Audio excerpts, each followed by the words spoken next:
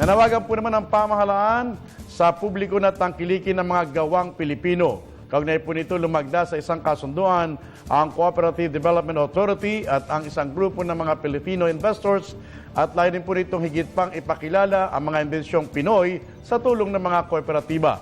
Narito ang report ni Vince Bondo.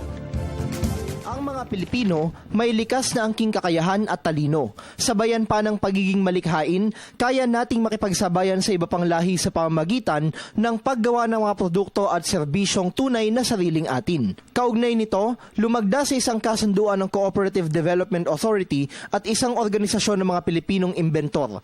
Sa pamamagitan nito, palalakasin ang ugnayan ng mga kooperatiba at ng mga Pilipinong imbentor upang lalo pang maipakilala ang kanilang mga imbensyon at tangkilikin ng mga mamamayan.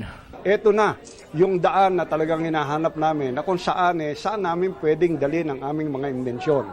Samantalang hindi naman tayo napapansin ng ating mismong kababayan dito sa ating bansa at ang ating mga imbensyon ay halos napupunta sa ibang bansa.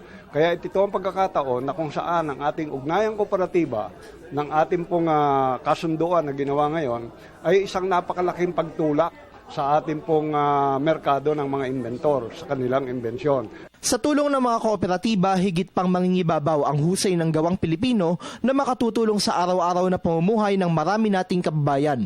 Higit pa rito, makikinabang rin ng mga miyembro ng kooperatiba dahil sa pagbuhos ng pamumuhunan at kapital mula sa mga Pilipinong inventor na magbibigay daan sa pag-unlad ng kanilang kabuhayan. Ang oportunidad na ito magbubunga ng mga benepisyo tulad ng pagkakaroon ng maraming trabaho at ang malaking kontribusyon sa ekonomiya ng bansa.